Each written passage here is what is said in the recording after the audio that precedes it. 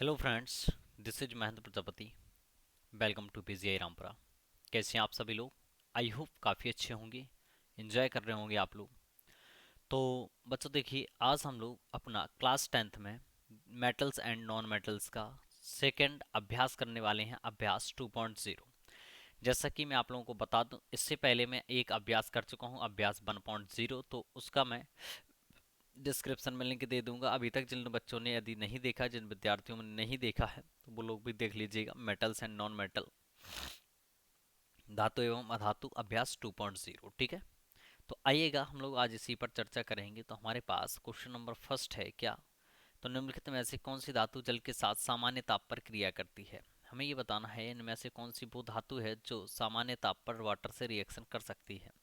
देखिएगा, आप सभी लोग जानते हैं कि वही होगी जो विद्युत रासायनिक श्रेणी में आपकी टॉप पे रखी होगी। कहाँ रखी होगी? टॉप पे रखी होगी, यानी कि वह धातु अब क्रिया करेगी जो सभी धातुओं से कैसी होगी? अधिक क्रियाशील होगी, जो भी दिए गए ऑप्शंस हैं।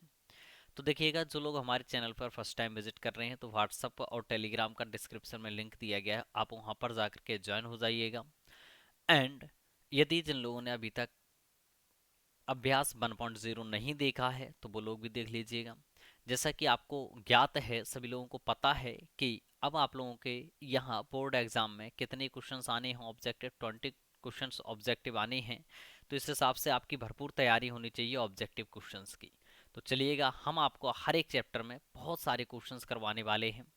तो जैसा कि मैं अभ्यास 1.0 में आप सभी लोगों को 30 क्वेश्चंस करवा चुका हूं, एंड ये अभ्यास 2.0 है, इसमें भी अप्रॉक्सीमेट 25 क्वेश्चंस हैं। तो ये ओवरऑल आपके मेटल्स एंड नॉन मेटल्स के कितने क्वेश्चंस हो जाते हैं? तो 55 क्वेश्चंस हो जाते हैं। अभी मैं और भी इसकी सीरीज आगे लेकर के आऊंगा आप लोगों के लिए। तो पहला है हमारे पास, निम्नलिखित में से कौन सी धातु जल के साथ सामान्य ताप पर क्रिया करती है? देखिएगा, कॉपर आपके नीचे है, सोडियम ऊपर है, एल्युमिनियम भी ऊपर है, मैग्नीशियम। अभी हमें देखना है ये तीन में से कौन सी करेगी। तो जो सबसे ऊपर होगी वही तो करेगी। तो सबसे ऊपर आपकी कौन सी रखी हुई है? सोडियम रखी है विद्युत रासायनिक श्रेणी में। अगर जिन लोगों को विद्युत रासायनिक श्रेणी यानी कि इलेक्ट्रोकेमिकल सीरीज के बारे में पता नहीं है, वो लोग, हमने डिस्क्रिप्शन में लिंक को मेंशन कर दिया है, आप लोग वहां से जाकर के देख लीजिएगा प्लीज एक बार। ठीक है, तो आपको पता चल जाएगा। ये रिएक्शन आप लोग चुटकियों में करेंगे। कैसे करेंगे? चुटकियों में करेंगे। तो इसलिए इसका ऑप्शन कौन सा करेक्ट हो जाएगा? तो इसका करेक्ट ऑप्शन हो जाएगा बी पॉइंट। आएगा सेकंड पॉइंट, देखते हैं अधातु है। तो देखिएगा, अधातु वह होते हैं जो इलेक्ट्रॉन ग्रहण करके ऋणायन बनाने की प्रवृत्ति रखते हैं।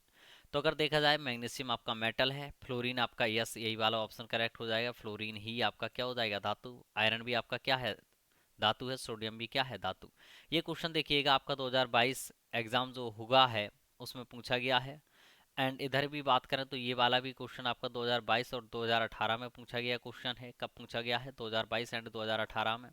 तो ये जितने भी हमने क्वेश्चंस आपको दिए हैं, ये लगभग लगभग इसमें प्रीवियस ईयर क्वेश्चन है। नेक्स्ट है हमारे पास कैल्शियम फॉस्फेट का सूत्र है। तो कैल्शियम फॉस्फेट का सूत्र भी देखो कब आया हुआ है? 2022 में आया हुआ है। अब आप लोगों का 2023 में एग्जाम होना है। कब होना है? 2023 में। तो आप लोग बिल्कुल रेडी रहिएगा, और इस बार तो भरपूर आपके क्या आने हैं? आपके तो भरपूर आपकी बार ऑब्जेक्टिव क्वेश्चन आने हैं, तो इसलिए आप लोग रेडी रहिएगा। कैल्शियम फॉस्फेट का सूत्र होता है Ca3PO4 का होल ट्वाइस। देखिएगा, Ca3PO4 का होल ट्वाइस कैसे बनेगा? यहाँ पर कैल्शियम जो आयन होता है वह +2 का होता है, एंड जो आपके पास फॉस्फेट आयन रखा हुआ है, यह फॉस्फेट आयन आपका होता है PO4-3 का। तो जब इनका आप लोग फॉर्मूले का फॉर्मुलाइजेशन करेंगे तो Ca3PO4 का होल ट्वाइस बन जाएगा। ठीक है, आई होप कि आप लोग अंडरस्टैंड कर चुके होंगे। आगे है, नेक्स्ट है क्वेश्चन नंबर, ठंडे तनु अम्ल से हाइड्रोजन गैस बनाता है। तो हमें ये बताना है कि ठंडे तनु अम्ल से हाइड्रोजन गैस कौन बनाएगा। ये भी क्वेश्चन आपका 2022 में पूछा गया है। तो देखिएगा, वह बनाएगा जिसकी सक्रियता कैसी होगी? अधिक होगी। सिलिका की होती नहीं है, ना कॉपर की होती है, जिंक की होती है। यस, बिल्कुल करेक्ट ऑप्शन आपका क्या हो जाएगा? जिंक हो जाएगा। तो यह ठंडे तनु अम्ल से क्या क्रिया करके आपका क्या बना देगा? गैस को बना देता है। किसको बना देता है? गैस बना देता है। अगला है क्वेश्चन नंबर 5, अम्ल से हाइड्रोजन हटाने वाला धातु है। तो अम्ल से हमें किसको हटाना है? हाइड्रोजन को हटाना है। तो देखिएगा, वही धातु हटा पाती हैं जिनका स्थान इलेक्ट्रोकेमिकल सीरीज में कहाँ होता है? हाइड्रोजन के ऊपर होता है। तो इसमें जिंक का हाइड्रोजन के ऊपर स्थान है, इन तीनों का कहाँ है? नीचे है। तो इन तीनों का जो स्थान है वह हाइड्रोजन से नीचे, इसलिए यह धातुएं कम सक्रिय हैं और जिंक आपका अधिक सक्रिय है। इसलिए यह अम्ल में से किस गैस को हटा देगा? तो हाइड्रोजन गैस को हटा देगा। किसको हटा देगा? हाइड्रोजन गैस को। अगला पॉइंट है, नेक्स्ट पॉइंट 6 नंबर, एल्युमिनियम की सतह पर ऑक्सीजन परत बनना कहलाता है। देखिएगा हमसे ये पूछा जा रहा है कि एल्युमिनियम की सतह पर एक ऑक्सीजन की जो परत बन जाती है Al2O3 की, किसकी परत बन जाती है? अगर एल्युमिनियम हमारा रिएक्शन करता है किसके साथ? ऑक्सीजन के साथ करता है रिएक्शन। किसके साथ करता है? ऑक्सीजन के साथ। तो वह क्या बन जाएगा? तो वह बन जाएगा Al2O3 बन जाएगा। ठीक है, तो जब यह हमारा Al2O3 बन जाएगा तो यह क्रिया क्या कहलाती है? तो यह क्रिया आपकी एनोडिंग कहलाती है। क्या कहलाती है? एनोडिंग। यह आपकी क्रिया कहलाती है। तो इस क्रिया के द्वारा हमारा क्या होता है? एल्युमिनियम पर एक परत बन जाती है जिसे हम लोग एनोडिंग के नाम से जानते हैं। किस नाम से जानते हैं? एनोडिंग के नाम से जानते हैं। अगला है, निम्न में से कौन सा तत्व धात्विक तत्व है? धाविक नहीं है, यहाँ पर गलती से हो गया है, धात्विक तत्व है। कौन सा है धात्विक तत्व? तो देखिएगा, फास्फोरस आपका अधातु है। क्या है? अधातु है। हीलियम आपका अक्रिय गैस है। एंड लिथियम आपका धातु होता है, तो यही करेक्ट ऑप्शन हो जाएगा, लिथियम। एंड सल्फर भी आपका कैसा है? अधातु है। ठीक है, नेक्स्ट है हमारे पास 8th नंबर, जस्ता। जस्ता मीन्स होता है आपका क्या? जिंक होता है। क्या होता है? जिंक।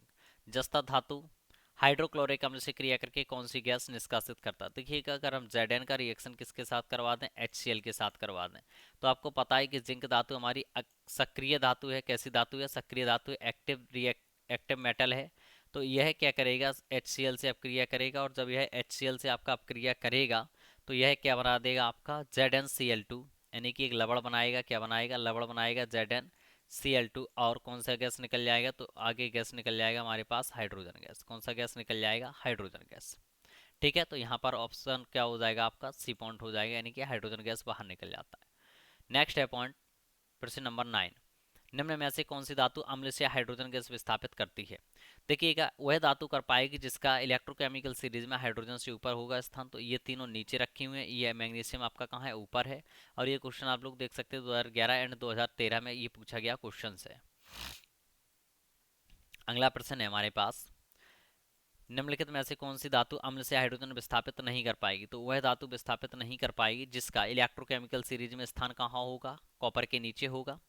तो देखिएगा, इसमें ये कॉपर के ऊपर है, ये भी कॉपर के ऊपर है, जिंक भी कॉपर के ऊपर है, एंड यही आपका कहाँ है? तो यही आपका हाइड्रोजन के नीचे स्थित है। अर्थात इलेक्ट्रोकेमिकल सीरीज में जिस धातु का स्थान कहाँ होगा? जिस धातु का स्थान हमारा हाइड्रोजन से नीचे स्थित होगा इलेक्ट्रोकेमिकल सीरीज में, वह धातु अम्ल में से हाइड्रोजन गैस को विस्थापित नहीं कर पाएगी। नेक्स्ट है हमारे पास तांबे का अयस्क है। देखिएगा, हमें ये बताना है कि यहाँ पर तांबे का अयस्क कौन सा है। तो देखिएगा, ये क्वेश्चन बहुत ही अच्छा इंपॉर्टेंट क्वेश्चन है। ये 2015 एंड 2011 में आपसे पूछा गया क्वेश्चन है। तो चलिएगा, हम एक एक से आपको बताते हैं। तो जो बॉक्साइट होता है, बॉक्साइट का फॉर्मूला होता है Al2O3 इंटू 2H2O। क्या होता है? Al2O3 into 2H2O। तो देखिएगा, ये किसका है? ये तो एल्यूमिनियम का अयस्क हो जाता है। किसका हो जाता है? बॉक्साइट आपका किसका अयस्क हो जाता है? एल्यूमिनियम का। एंड बात हम लोग करते हैं मेलिकाइट की। तो मेलिकाइट का जो फॉर्मूला होता है वह होता है CuCO3। क्या होता है? CuCO3 डॉट CuOH का होल ट्वाइस। क्या होता है? CuCO3 डॉट CuOH का होल ट्वाइस। तो यही हो जाएगा आपका क्या? तांबे का अयस्क। फिलहाल एक बार हम लोग सभी के फॉर्मूले देख लेते हैं। तो कार्नाइट का फॉर्मूला देखते हैं कि जो कार्नाइट है उसका फॉर्मूला क्या होता है। तो कार्नाइट का होता है हमारे पास C13। कितना होता है? आप लोग लिख लीजिएगा, C13H12 K MgO6। ठीक है, MgO6। ये C13 लिखा हुआ है। क्या लिखा है? C13 है। आप लोग लिख लीजिएगा, पेन कॉपी को लेकर के बैठा करें। आप लोग वीडियो को पॉज करके देख करके लिखा करें। तो वीडियो को पॉज कर लें, लिख लीजिएगा कार्नेलाइट का फॉर्मूला क्या हो जाएगा। अभी मुझे इससे लिखने की ज़्यादा प्रैक्टिस है नहीं, तो इसी वजह से अच्छा सा नहीं लिख पाता हूँ मैं। C13H12K MgO6, ये आपका किसका है? कार्नेलाइट का फॉर्मूला हो जाएगा। नेक्स्ट हमारे पास सिडेराइट। तो सिडेराइट का आपका होता है FeCO3। क्या होता है? FeCO3। आयरन जो होता है यहाँ पर +2 का होता है। कितने का होता है? सेकंड का होता है आयरन। तो सिडेराइट का यही फॉर्मूला हो जाएगा FeCO3। तो आपसे एक तांबे का अयस्क पूछा गया था, यानी कि कॉपर का। तो कॉपर का अयस्क इसमें क्या हो जाएगा? मेलिकाइट हो जाएगा। क्या हो जाएगा? मेलिकाइट। चलिएगा आगे और बढ़ते हैं। आगे हमारे पास ताम्र ग्लास का रासायनिक सूत्र है। देखिएगा, हमें यहाँ बताना है कि ताम्र ग्लास का रासायनिक सूत्र क्या हो जाएगा। तो यहाँ पर जो ताम्र ग्लास का रासायनिक सूत्र है, यह हमारा क्या हो जाएगा? Cu2S हो जाएगा। क्या हो जाएगा? Cu2S, यानी कि कॉपर का सल्फाइड। क्या हो जाएगा? कॉपर का सल्फाइड। इसे एक और नाम से जानते हैं, आप लोग लिख लीजिएगा, इसे हम लोग कैल्कोसाइट भी कहते हैं। क्या कहते हैं? कैल्कोसाइट। आप लोग लिख लीजिएगा, इसे हम लोग क्या कहते हैं? कैल्कोसाइट के नाम से भी जानते हैं। ठीक है, तो ये बहुत ही इंपॉर्टेंट पॉइंट है, इन्हें आप लोग नोट डाउन करिएगा कॉपी में, सभी लोग पेन कॉपी को लेकर के बैठे, तभी आप लोग अच्छे से अच्छा परफॉर्म कर पाएंगे। नेक्स्ट है, अब आप समझ ही गए होंगे कि पीजीआई रामपुरा को आपको लाइक शेयर तो करना ही करना है, साथ साथ में कमेंट भी करना है जो भी आप लोगों को प्रॉब्लम्स आ रही है, और बेल आइकन को आप लोगों को दबा लेना है, जिससे कि हर एक आने वाला वीडियो अब तक सबसे पहले पहुंच सके। आगे एक क्लोराइड एसके का उदाहरण है, हमें ये बताना है कि क्लोराइड एसके का यहाँ पर कौन सा उदाहरण हो जाएगा। देखिएगा, इन सभी के हमने आप लोगों को फॉर्मूले बता दिए थे अभी ऊपर वाले क्वेश्चंस में। हॉर्न सिल्वर है, हॉर्न सिल्वर का फॉर्मूला क्या होता है, AgCl होता है। तो यही आपका किसका, क्लोराइड का एस हो जाएगा, हॉर्न सिल्वर। कौन हो जाएगा, हॉर्न सिल्वर को ही हम लोग क्या कहते हैं, AgCl के नाम से जानते हैं। किस नाम से जानते हैं, AgCl, सिल्वर का क्लोराइड। नेक्स्ट हमारे पास 14 नंबर हमारे पास क्या है क्वेश्चन, लोहे की फ्राइंग पैन। तो लोहे का एक जो फ्राइंग पैन है को जंग से बचाने के लिए निम्न में से कौन सी विधि का प्रयोग करते हैं। तो पहला है ग्रीस लगाकर, पेंट लगाकर, जिंक की परत लगाकर। यस, ये तीनों का प्रयोग करते हैं, इसलिए ऑप्शन नंबर कौन सा सही हो जाएगा, चौथा हो जाएगा, यानी कि इन सभी के द्वारा।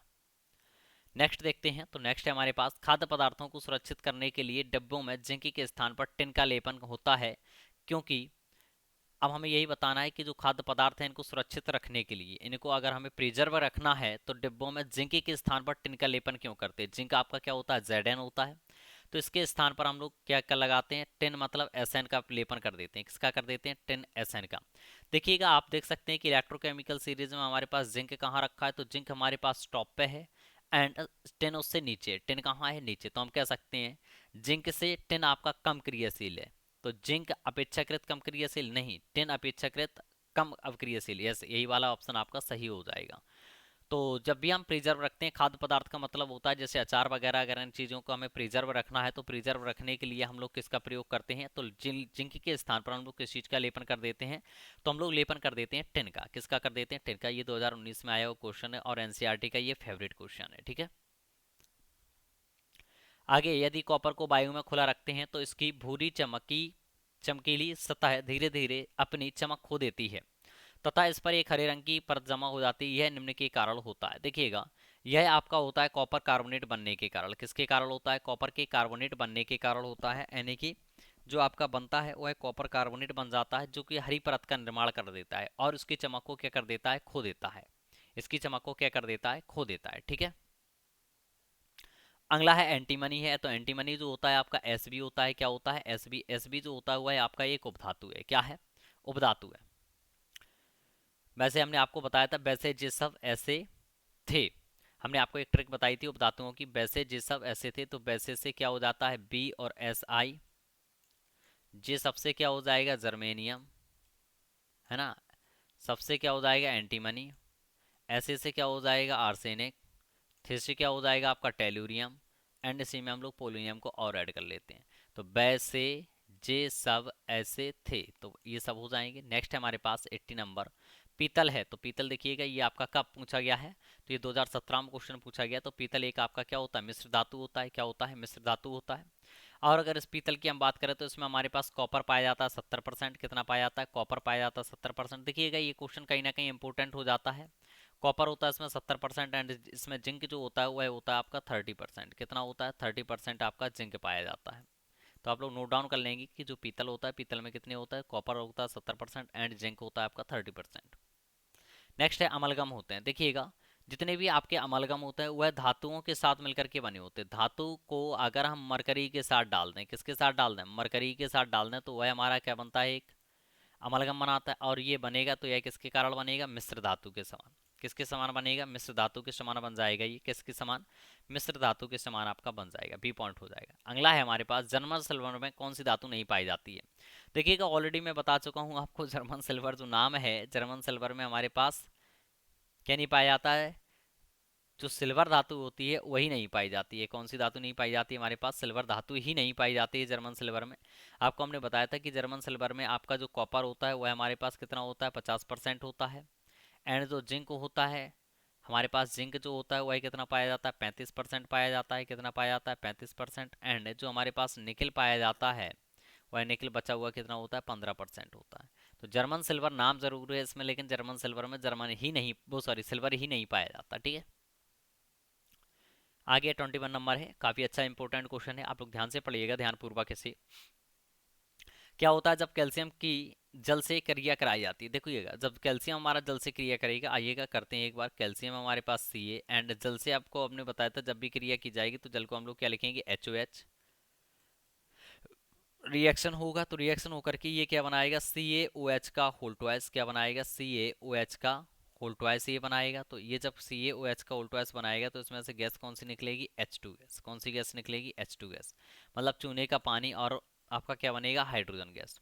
तो आइएगा देखते हैं, यह जल से अपक्रिया नहीं करता, बिल्कुल कर रहा है। यह जल से अपक्रिया कर विस्फोट बनाता है, यस हो सकता है, सही क्वेश्चन हो सकता है, सही ऑप्शन हो सकता है। यह जल से कम विस्फोट बनाता है, यस देखिएगा यह जल से बहुत ही कम विस्फोट बनाता है, तो ये वाला इनकरेक्ट हो जाएगा और ये वाला क्या हो जाएगा, करेक्ट हो जाएगा। चौथा है, हाइड्रोजन गैस के बुलबुले बनते हैं तथा कैल्शियम की सतह पर जमा हो जाते। देखिएगा बिल्कुल सही बात है, हाइड्रोजन गैस के बुलबुले ये बन रहे हैं और यह क्या हो रही है, इसकी सतह पर क्या हो जाएंगे, जमा हो जाएंगे। जब यह इसकी सतह पर जमा हो जाएंगे, इसी वजह से कैल्शियम उसमें क्या होने लगता है, तैरने लगता है। तो यहाँ करेक्ट ऑप्शन एक नहीं दो है, तो तीसरा और चौथा है। तीसरा और चौथे का मतलब लास्ट ऑप्शन आपका करेक्ट हो जाएगा। कौन सा हो जाएगा,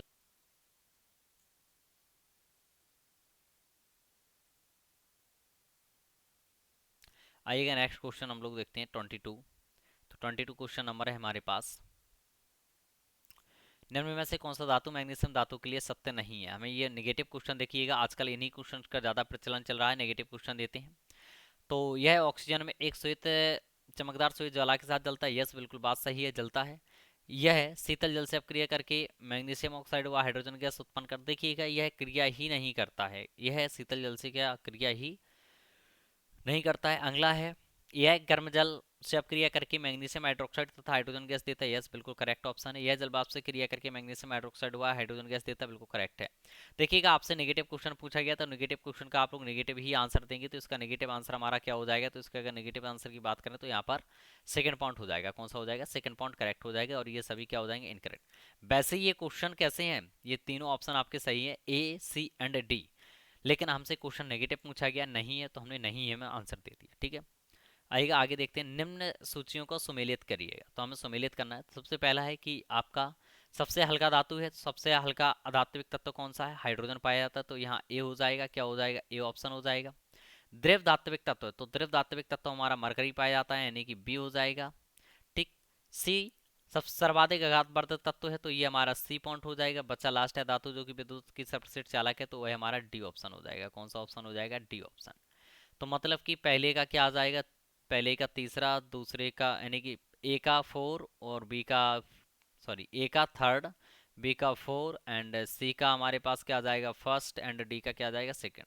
तो यहाँ देख लीजिएगा, आपको ऑप्शन नहीं दिए गए तो आप लोग एक बार चेक कर लीजिएगा। हमने बना मिला दिया है आपका, तो क्या है, ए का आपका थर्ड है, ये हमने यहाँ पर लिख दिए, मेंशन कर दिए, तो आप लोग एक बार देख लीजिएगा, ठीक है। तो ये क्वेश्चन हमारे से कंप्लीट हुए अभ्यास 2.0 को, तो एक बार आप लोग देख लीजिएगा, ठीक है ना। तो आई होप कि आप सभी लोग समझ गए होंगे, अच्छे से अंडरस्टैंड कर चुके होंगे। तो आप लोग इस वीडियो को ज़्यादा से ज़्यादा शेयर करें। हम लोग लेकर के आते हैं आपके साथ नेक्स्ट वीडियो। अब हम लोग बात करेंगे अम्ल और क्षार की, यानी कि एसिड एंड बेस की। Thank you for today, all the best, have a nice day, जय हिंद, जय भारत।